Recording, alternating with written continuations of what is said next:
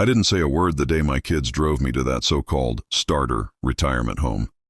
They kept calling it a temporary solution, like I was a broken appliance they were planning to upgrade later. I just sat there in the back seat, listening to them talk around me instead of to me, like I wasn't even in the car. The thing about getting older is people start assuming they know what's best for you. They forget you spent decades fighting battles they've never even heard of. They forget you built the comfort they now stand on so confidently. And when they forget long enough, they start believing you're helpless. But I wasn't helpless, not by a long shot. I kept my mouth shut, though. Not out of weakness, out of patience. Because sometimes life hands you a moment so perfect, so precise, that all you have to do is wait for it to blossom. And I knew mine was coming. If you're listening, just stick with me. You're about to hear how a quiet old man turned the tables without ever raising his voice. And if you've ever been underestimated, you might just find a piece of yourself in this story. The place wasn't bad. Clean hallways, warm lighting, the faint smell of soup always drifting from the kitchen. I'd stayed in worse motels when I was younger. Still, the way my kids hovered around the check-in desk, you'd think they were dropping me off at some kind of holding facility. My daughter kept saying, "Dad, this is for the best," without even looking at me. My son kept checking his watch, probably thinking about the errands he wanted to run after they were done offloading me. Their voices had that tone. The one people use when they're trying to sound caring but are really just trying to get something over with. The clerk, a young guy with sharp eyes, watched them with a kind of polite discomfort. He spoke to me directly. That's how I knew he was raised right. "Mr. Turner, if you need anything, just press the call button," he said. Not sir, not buddy, not sweetie. Mr. Turner, respect, something my own kids had forgotten. I shuffled into my room, leaning on the cane they insisted I needed. The truth? My legs were fine. The cane was just comfortable. But I let them believe whatever made them feel better. The less they thought I could do, the quieter their guard dropped. Inside the room, I sat on the edge of the bed and listened as my kids argued in the hallway. They thought the door had closed all the way. "Do you think he signed the healthcare proxy right?" my son asked. My daughter whispered, "It doesn't matter. Once he settles, we can sort everything out. He doesn't have much anyway." That one hit me in the chest, not because it was cruel, but because it was wrong. I've spent my whole life keeping my finances private. I believed in working hard, saving harder, and talking about it never. They assumed privacy meant poverty. I heard their footsteps fade, their voices trailing down the hall until the building swallowed them. And then it was just me and the quiet hum of the heater. I exhaled a long breath, not from sadness but from relief. The kind that comes from finally reaching the part of a story where the truth starts sharpening its claws. The next morning, one of the nurses came by with breakfast and a stack of forms. She was kind, asked about my family, and I told her the truth. They were busy people, very busy, too busy to notice the world moving underneath their feet. She laughed softly and said, "Happens more often than you'd think." That morning I sat by the window drinking my coffee. I watched cars pull into the parking lot. I watched staff greet residents by name. I watched my hands, steady, capable hands, holding a cup my kids assumed I couldn't manage without help. And that's when I made my decision. I wasn't going to argue with them. I wasn't going to plead. I wasn't even going to correct them. I was going to let the truth reveal itself, because I knew something they didn't. Every mortgage payment they struggled with, every rental home they bragged about living in, every letter from the property management office they ignored, all of it was tied to me, and sooner or later they were going to find out.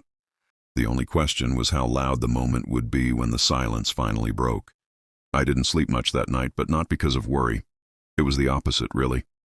There's a strange kind of peace that shows up when you stop pretending everything's fine and start letting life expose the truth on its own timeline. I lay there in that quiet little room, listening to the radiator tick and breathing in the soft scent of disinfectant, and I felt something I hadn't felt in years. Control. Not the loud kind people flash around. The quiet kind you keep tucked behind your ribs where no one can steal it. The next morning I walked. Yes, walked, not hobbled. Down to the common room. A couple of the guys were already playing cards. They waved me over like I'd been there for weeks. Funny how strangers can show more warmth in 10 minutes than family in 10 years. "New guy, grab a chair," one of them said. His name was Frank, Vietnam vet, sharp as a pocket knife. We played a few hands, and the whole time my mind kept drifting back to my kids. I wasn't angry. Anger takes too much energy. No, what I felt was more like recognition. I spent so long trying to make their lives easier that I never noticed when they got comfortable treating me like a side task. A few hours later, the facility director stopped by my table. Young woman, very professional. She had that calm but capable aura the good ones have. "Mr. Turner, do you have a moment?" she asked. "Sure," I said. She slid into the seat beside me and placed an envelope on the table. Thin, but important. "This came through your emergency contact line," she said. "Your son left a message regarding your belongings. He said they're planning to sort through and organize things soon." I chuckled. Organize, that's a new word for it. She raised an eyebrow just slightly. "Do you want me to schedule an off-site appointment so you can check on things?" Smart woman. She didn't need to know the details. She just knew something wasn't adding up. "That'd be helpful," I told her. "Soon." And just like that, the first domino tipped. Later that afternoon, the mail cart came around. I got a stack of letters, more than I expected. Some were the usual things, insurance pamphlets, an old friend's Christmas card. But 3 envelopes caught my eye immediately. Property management, all different buildings, all addressed to me as the owner. I didn't open them. I didn't need to. I knew what they were, routine reports, and the occasional delinquent notice. My kids loved renovation ideas and shiny upgrades, but paying on time, that was optional in their minds. Someone across the room must have noticed my expression because Frank called out, "Everything all right over there?" "Oh, I'm fine," I said. "Just old business finding new ways to say hello." He nodded like he understood more than he let on. That night, the retirement home held a little movie screening in the lounge. Simple thing, popcorn, blankets, an old projector humming like a lazy bumblebee. I sat in the back, watching the shadows swim across the screen, thinking about the life I built one brick at a time. My first duplex, my second, the shaky years, the lucky breaks, the 13 properties that made up the portfolio I never bragged about. My kids knew I owned a couple of rentals, maybe 1 or 2. They had no idea the rest existed. They grew up thinking money came from paychecks and credit cards. They never paid attention when I tried to teach them patience or discipline or how to make a dollar behave. Some lessons you can't teach. Life teaches them later. I went back to my room after the movie and found a voicemail blinking on the phone. My son again. "Dad, we're meeting this weekend to go through your things," he said, almost annoyed. "You don't need half that stuff anymore. We'll let you know what we keep." He ended the call without a goodbye. That was the moment, right there, a simple beep in the dark, when my patience thinned to a single thread. I sat on the edge of the bed and pressed my palms together. Not praying, just thinking, calculating, remembering every document I'd signed over the past few years, every contingency I'd prepared, every trust clause I'd tucked away for a moment exactly like this one. People think getting older means losing ground. But if you plan right, it means gaining leverage. And the funniest part, my kids had triggered the very clause designed to protect me from being forced into a home, unaware that the moment they moved me here, a whole chain of legal gears began turning. Not in their favor. I leaned back slowly, feeling a quiet satisfaction settle in my bones. Not revenge, not spite. Balance. Tomorrow, I told myself, I'll make the first call. Just one. Enough to start the wheels rolling. They wanted to put me away so they could manage their lives without me. They didn't realize I'd already been managing their lives for years. And soon, they were going to find out exactly how much of their world was built on the foundation of a man they thought was done. I woke up before sunrise the next morning, not because of age or discomfort, but because I'd made up my mind. When a man makes a decision at this stage in life, it has weight to it. It settles deep, like a stone dropped into still water, and the ripples don't stop until the truth has worked its way to every shore it needs to reach. I sat at the little desk in my room, the one my kids probably thought I'd never use, and pulled out the retirement home's phone directory. I didn't need long. I knew the number by heart, even though I hadn't called it in years. Funny how the important things stick. When the line picked up, I heard a familiar voice, calm, steady, professional. "Turner Family Holdings, this is Marlene." "Morning, Marlene," I said. "It's Harry." There was a pause, then a warm rush of recognition. "Mr. Turner? Well, Are you all right? It's been a while." "I'm just fine," I said.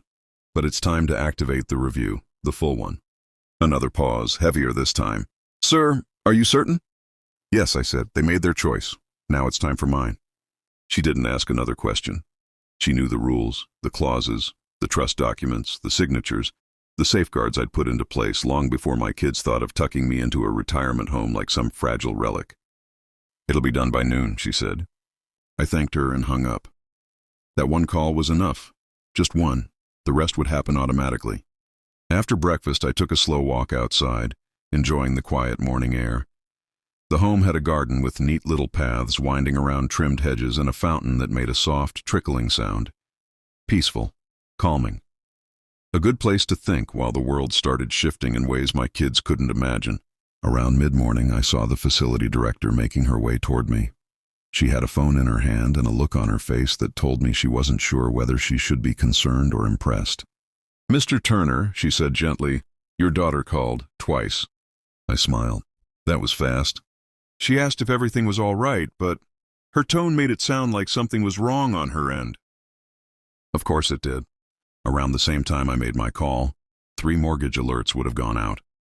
Automatic notices sent from Turner Family Holdings, not from me personally, informing tenants about adjustments, reviews, or in this case, default warnings triggered by the clause my children activated by placing me in this facility without proper consultation. My kids weren't tenants. They were special cases, family exceptions, but they still got the alerts first. And the alerts didn't say, "Dad is doing something." They said, "Your property is under legal review for ownership compliance." Nothing gets a grown child's attention faster than the possibility of losing something they assumed they controlled. By lunchtime, my son called 8 times. I didn't pick up. I wasn't ready to talk, not yet. He could sit with the uncertainty for a little while. It might teach him something. That afternoon, the home held a little workshop on watercolor painting. I'm no artist, but I sat in anyway. Good distraction. A few strokes here, a few strokes there, and suddenly a blurry little landscape began taking shape on my page. Frank sat beside me, laughing at his own attempt to paint a mountain that looked more like a lopsided potato. Halfway through the session, my phone buzzed again. This time it was my daughter. She rarely called twice in 1 month, much less 5 times in a single hour. I let it buzz, but then a text appeared. "Dad, we need to talk. Something's going on with the house, with all of the houses. Please call me." I read it, then slid the phone face down. Not because I was being cruel, but because urgency should never be rewarded when it only shows up after disrespect. Around 3 in the afternoon, the director approached me again. "Mr. Turner," she said softly, "your son is in the lobby. He's asking to see you." I nodded. "Let him wait." She blinked, then almost smiled before walking off. She didn't question me. She seemed to understand that this wasn't about cruelty. It was about balance. It was about a father who'd finally stopped shielding his children from the consequences of their own choices. I let him sit there for 20 minutes before I finally walked toward him. He stood up fast, like a man who'd been holding in panic for too long. "Dad," he said, "we need to go, right now. There's a mistake. Your name is showing up on everything. The houses, the loans, the rental agreements. It's all tied to you. What's happening?" I kept my voice steady. "Why don't you sit down?" He sat like someone pulled the bones right out of him. "Dad," he said again, "just tell me what's going on." I took my time, looked him over. My boy, my grown boy who I'd once carried on my shoulders, who I'd once taught to ride a bike, who I'd once hoped would understand the values I tried to pass down. "You and your sister made a decision," I said. "You moved me here, without asking me, without giving me a chance to explain anything." "We were trying to help," he said weakly. "No," I said, "you were trying to manage me." He swallowed hard. "And when you moved me here," I continued, "you activated a protection clause in my trust, one that shifts every property I own into a legal review until my well-being is properly evaluated." He stared at me like the ground had just disappeared under his feet. "Dad, you own all of them?" "All 13, I said, "and the land under 3 others." His mouth opened, closed, opened again. But we live in one of those, he whispered. My kids. I know, I said gently. And this isn't about punishing them or punishing you. It's about reminding you that I'm not a burden to be processed. I'm your father. He rubbed his face with both hands, trying to breathe. What do we do? He asked quietly. I leaned back. That depends, I said, on whether you're ready to have a real conversation with me, one you should have had before you decided where I should live. He nodded slowly, acknowledging, learning, changing maybe. And as he exhaled shakily, I felt something settle in the air between us. The shift had begun.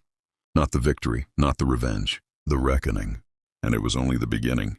My son didn't say much after that.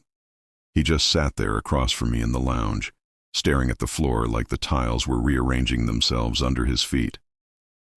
I could tell he was trying to fit the pieces together. My silence, the trust, the ownership, the sudden legal warnings. For the first time in years, he wasn't speaking to me like a chore. He was speaking to me like a man who finally realized he never actually knew the full story of his own father.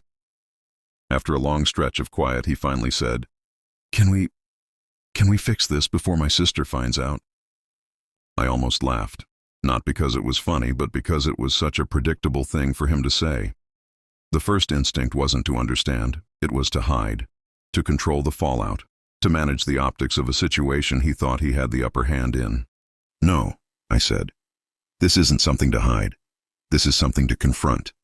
He flinched at the word. Confront. Maybe because it was the one thing he'd been avoiding since the day they dropped me off here. Facing the truth feels a lot like walking into cold water. You know you'll survive, but you still hesitate at the edge. Where is she now? I asked. He shifted. Home. She's freaking out. She said a foreclosure notice came to her email. She thought it was a scam until the property manager called her. And what did she do? She told them she'd talk to you, then she called me screaming. That sounded like my daughter, always quick with her mouth, slow with her thinking. I stood up. My son watched me, surprised at how steady I was on my feet, surprised that I didn't reach for the cane they insisted I needed, surprised at everything, really. Let's go, I said. Where? He asked. To your sister's. It's time we have a family meeting. The director arranged transportation without asking a single nosy question. When the shuttle pulled up, my son hovered near me like he expected me to collapse. I didn't. I stepped up into that van with more strength than he'd given me credit for in years. And as the engine hummed to life, I finally saw it in his eyes, the realization that he hadn't brought me here because I needed help. He'd brought me here because he wasn't ready to face the version of me he'd forgotten existed. The drive to my daughter's house wasn't long, but the silence stretched. My son kept opening his mouth like he was about to explain himself, then closing it again. He didn't know where to begin, and I wasn't about to make it easier. Her house looked the same, nice landscaping, fresh paint, decorations that changed with every new Pinterest trend she discovered. But there was an unfamiliar tension radiating through the windows, like the building itself knew something was off. She threw the door open before we even reached it. Dad, she said, breathless, please tell me this is a mistake. No, I said simply. Her face crumpled like a paper cup. But the email said the property is under review. It said the owner initiated it. That's you, isn't it? You own this place? Yes. She blinked, the words wobbling in her mouth. Since when? Since before you moved in. She sank onto the steps like her legs gave out. My son stayed rigid beside me, arms crossed, jaw clenched. They weren't angry yet. They were scared. And fear makes people listen in ways love sometimes can't. We went inside, and they followed me to the living room like two children waiting for punishment. I didn't sit right away. I stood where they could see me clearly. Not hunched, not fragile, not confused. Strong, present, in control. You two made choices, I began. You decided where I should live. You didn't ask. You didn't discuss it. You assumed I had nothing left to say. My daughter wiped at her eyes. Dad, we were... No, I said, lifting a hand. Let me finish. They froze. I spent 40 years building something steady. Properties, investments, safeguards. I made sure you both had stable places to live. And I put protection clauses in place so no one, Not even you could move me without my consent or without proper involvement. My son muttered, "We didn't know about the clause." "That's the point," I said. "You didn't know because you never asked. You didn't care enough to learn." My daughter sniffed. "We thought you were struggling. You never told us you owned all these places." I sat then, slowly, with intention. Kids who love their father don't need to know what he owns to treat him with respect. She broke. Tears came fast, messy, real. My son looked away, blinking hard. "You moved me because you thought I was inconvenient," I said. "Not because I needed help. You didn't take away my independence. You took away my dignity." The room went quiet, heavy, necessary. "And now," I continued, "the trust has done exactly what I built it to do. It froze the properties. It issued warnings. It forced accountability." My daughter whispered, "Are we going to lose our homes?" "That depends," I said calmly, "on how you decide to treat me from this day forward." They stared at me, stunned. Not because I threatened them, I didn't, but because for the first time, they saw me not as the old man they'd tried to tuck away, but as the man who built the life they'd been living on autopilot. My son finally spoke, his voice quiet. "Small, what do we need to do?" "Talk to me," I said. "Not at me, not around me, to me. Understand that I'm still here, still capable, still your father, and if you want this family to stand on solid ground, then it starts with remembering who poured the foundation." My daughter nodded, tears streaming. "We're sorry, Dad, we really are." "I believe you," I said, "but sorry is a seed. Growth is what matters." That line hit them, hard. We spent the next hour talking, really talking, for the first time in years. Not about money, not about the properties, about us, about the hurt we all let build up like dust in the corners. When the conversation finally reached a softer place, my daughter asked quietly, "So, what happens next?" I leaned back, considering the question with the patience age gives you. "What happens next," I said, "is we meet with the trust lawyer together. We put things back in order, but this time, with respect on both sides." "And the reviews?" my son asked. "They'll stop when I tell them to stop." His shoulders sagged in relief. "But," I added, "there will be new terms, boundaries, expectations, not punishment, protection, for me and for the family." They nodded, both humbled, both changed in ways they never expected.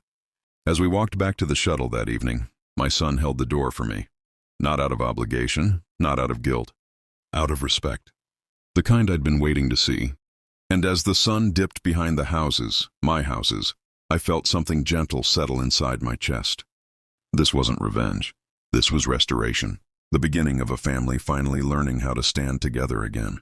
The morning after that confrontation, I woke up with the kind of heaviness that only comes when you finally see your family for who they are, and for who they will never be.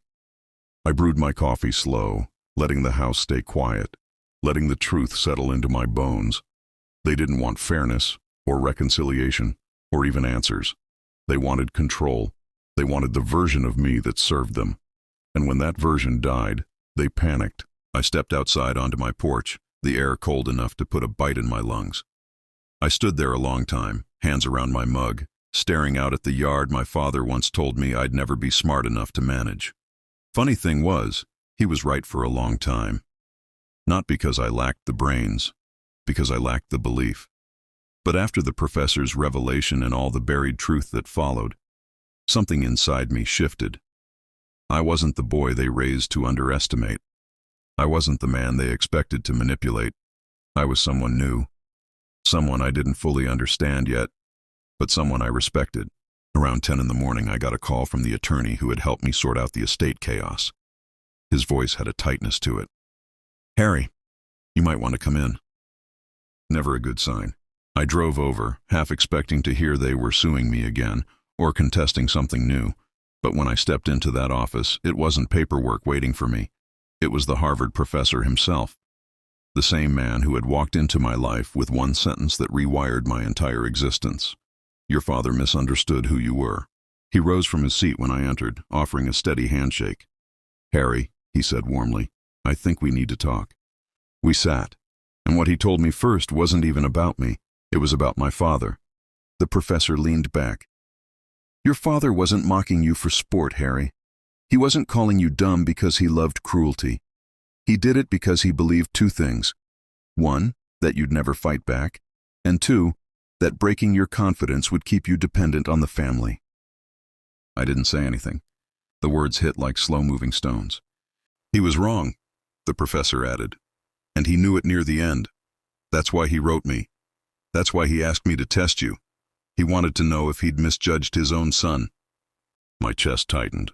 All those years of being dismissed, all those jokes at my expense, the whispers, the smirks, the eye rolls whenever I asked a question. They weren't accidents. They were the strategy.